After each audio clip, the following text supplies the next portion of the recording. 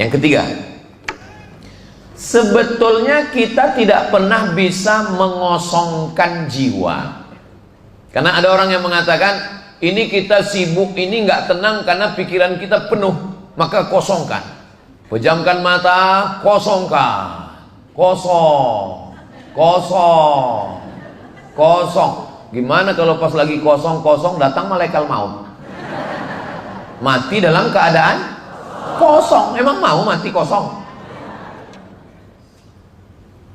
Pejamkan mata, dengar suara gemerici air, dengarkan suara kicau burung. Amati napas keluar masuk, napas masuk, napas keluar. Sebetulnya tidak ada yang kosong. Jadi mau meditasi, mau semedi, maupun apanya namanya, hanya mengalihkan konsentrasi. Itu yang saya pahami. Enggak ada kosong, itu nggak bisa. Bapak Ibu, lupakan semuanya. Lupakan tabung gas, lupakan sumur sampah, lupakan THR belum cair, lupakan token habis. Bapak-bapak sekalian, lupakan istri, lupakan, kata dia. Nggak bisa, karena bapak sudah janji, aku nggak akan melupakan kamu, Ma. Nah, gimana kita mau melupakan dia? Baru dipejamkan langsung nampak mukanya mengamuk. Saya lihat ada ketawa yang begitu lepas ya. Dari tawanya ini saya dapat menyimpulkan jamaah MRBJ ini adalah orang-orang yang nggak punya masalah dan hatinya sudah tenang. Ini adalah orang-orang yang nggak punya hutang. Mudah-mudahan yang ada hutang lunas hutangnya. Banyak kali. Jadi langkah yang ketiga adalah jangan kosongkan, karena Islam tidak mengajarkan kosong, tapi mengalihkan konsentrasi.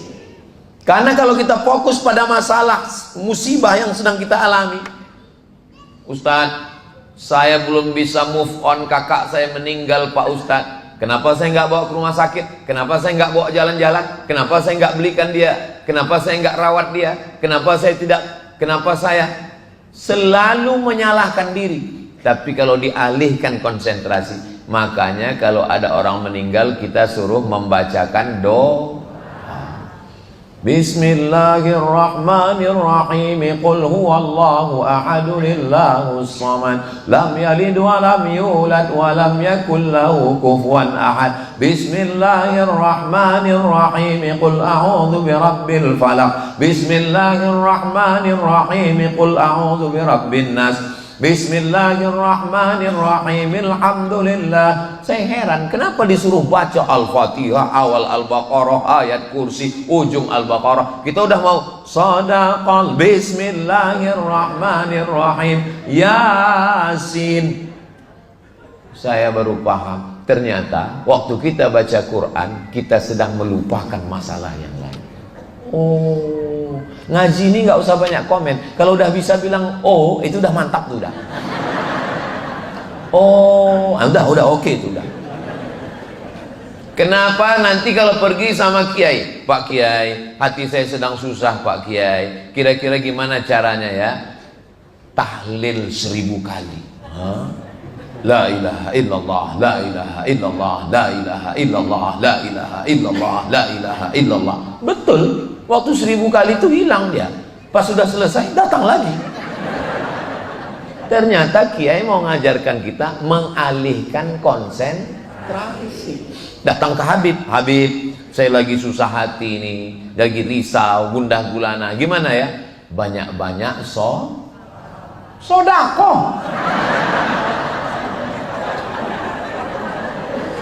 Karena kita lagi susah. Tapi begitu kita sodako 100 juta, konsentrasi kita beralih. Yang tadi susah meninggal, ada yang lebih susah lagi.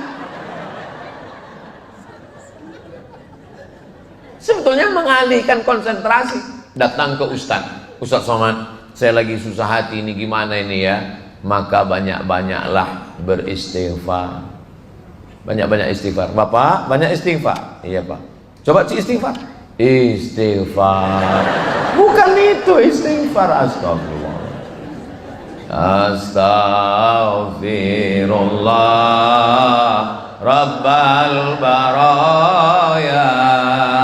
Astaghfirullah minal khataya.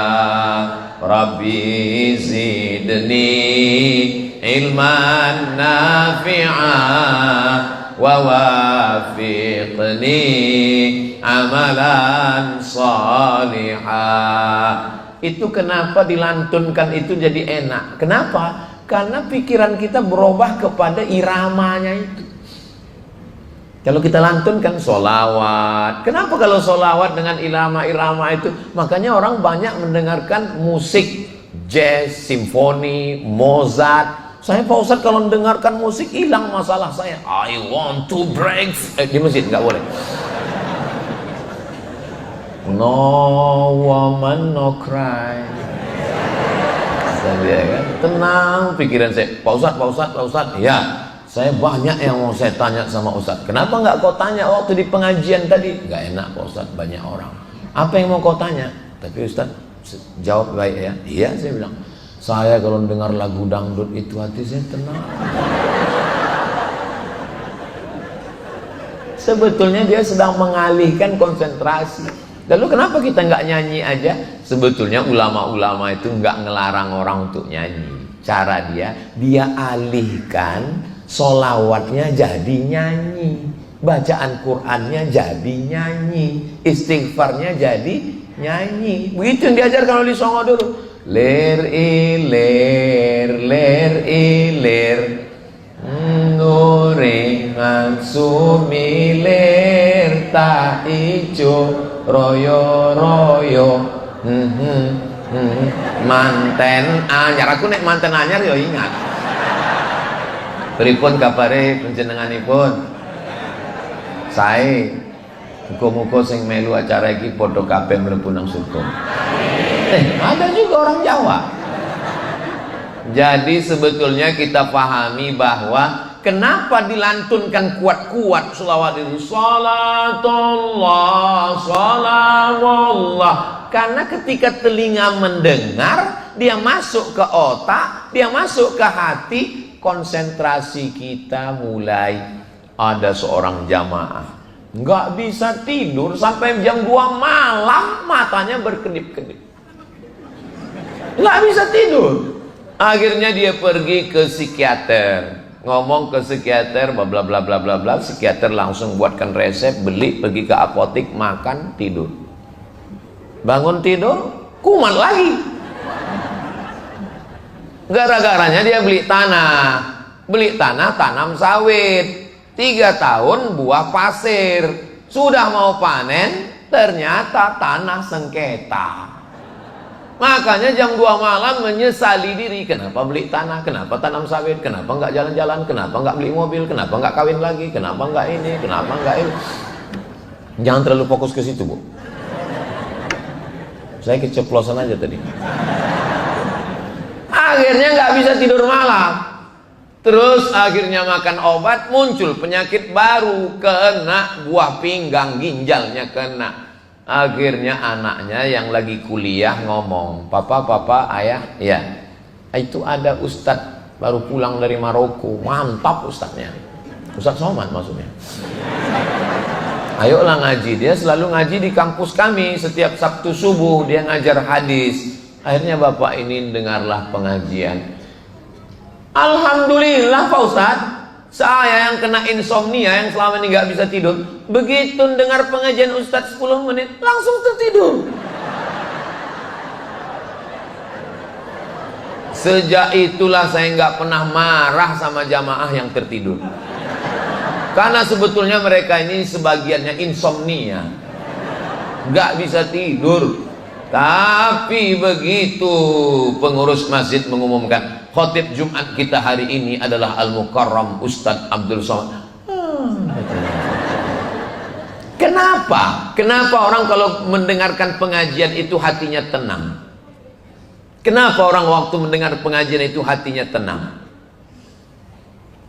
Karena konsentrasinya sedang berpindah dari masalah hidupnya kepada apa yang sedang dibicarakan Ustadznya sedang cerita tentang Palestina. Saudara kita yang ada di Palestina sedang dibombardir oleh Benyamin Netanyahu.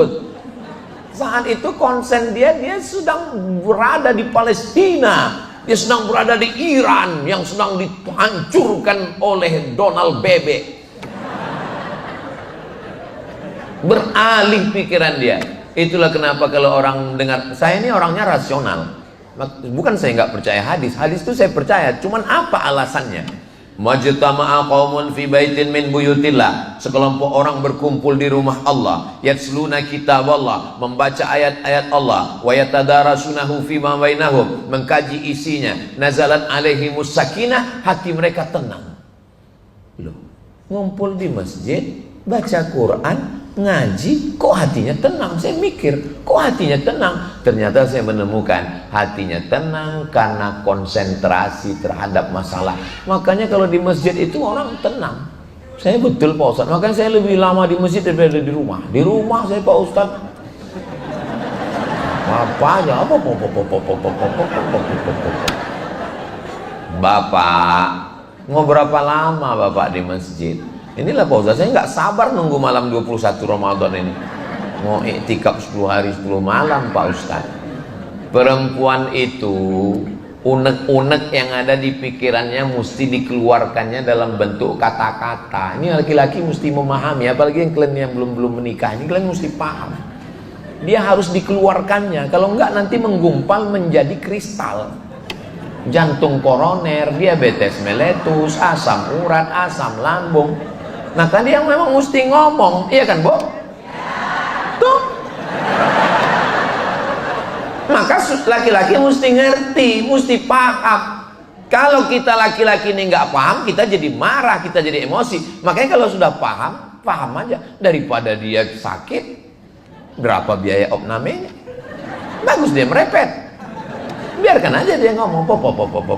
Itu kan ada iklannya. Ada saya lihat di TikTok itu, pas lagi istri lagi ngomong-ngomong, datang suami, dihidupkannya motor Harley Davidson. Benar berlaga lah mereka berdua.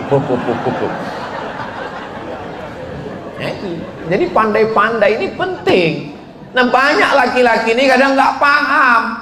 Padahal iya kan ini. Padahal istrinya itu sebetulnya lagi olahraga jiwa. Mereka mau mengeluarkan semua unek-unek. Itu beda laki-laki sama perempuan. Kalau laki-laki mereka memang nggak ngomong, mereka diam, tiba-tiba stroke aja. Mudah-mudahan yang sakit segera sembuh. Laki-laki itu memang nggak bicara, tiba-tiba mati aja. Coba tanya sama dokter, angka kematian laki-laki lebih tinggi daripada perempuan. Maka saya nasihatkan kepada ibu, tolong jangan siksa suami kalian. Saya ini Pak, saya ini menyuarakan hati kalian. Saya ini adalah juru bicara laki-laki yang teraniaya. Bapaknya baik, ibunya baik, dua makhluk yang berbeda disatukan Allah karena apa? Karena cinta. Kita ini ada di dunia ini karena cinta. Kalau ayah sama ibu kita benci, apa mungkin kita jadi? Nggak jadi. Emang bisa dikirim pakai Bluetooth? Saudara yang dimuliakan Allah Subhanahu wa taala. Jadi yang ketiga adalah mengalihkan konsentrasi. Dengan apa cara mengalihkannya? Baca Quran, berzikir, sholat tarawih. Kalau orang mengerti, maka ketika dia di antara dua pilihan, mau tarawih yang 8 atau yang 20, dia nggak ngelihat 8-20-nya. Semakin beralih konsentrasi, semakin tenang. Kalau gitu saya milih yang 20 rakaat 1 juz Pak Ustaz. Kenapa? Karena di situ saya akan merasakan ketenangan yang luar biasa. Habis itu dilanjutkan tadarus. Habis tadarus pulang, istri sudah tidur. Barulah tenang. Begitu dia bangun, langsung tahajud. Begitu dia bertanya, gimana belanja? Langsung zikir.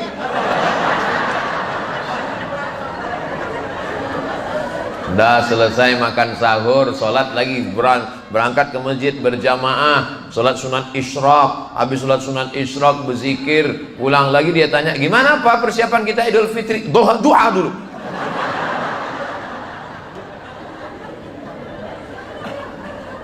Disitulah orang akan menemukan ketenangan. Itulah kenapa bulan Ramadan ini bulan tenang. Apalagi masjid MRBJ yang AC-nya ini. Ini tanda AC-nya hidup karena pitanya bergoyang. Semakin besar masjidnya, semakin lembut karpetnya, semakin dingin AC-nya, semakin tenang jamaahnya. Makanya lihatlah nanti jam 12 bergelimpangan korban-korban serangan Amerika. Tenang. Kita hanya bisa beli tempat tidur, tapi kita tidak bisa beli tidur. Makanya yang mau tidur, tidurlah. Itu tanda hati sudah tenang.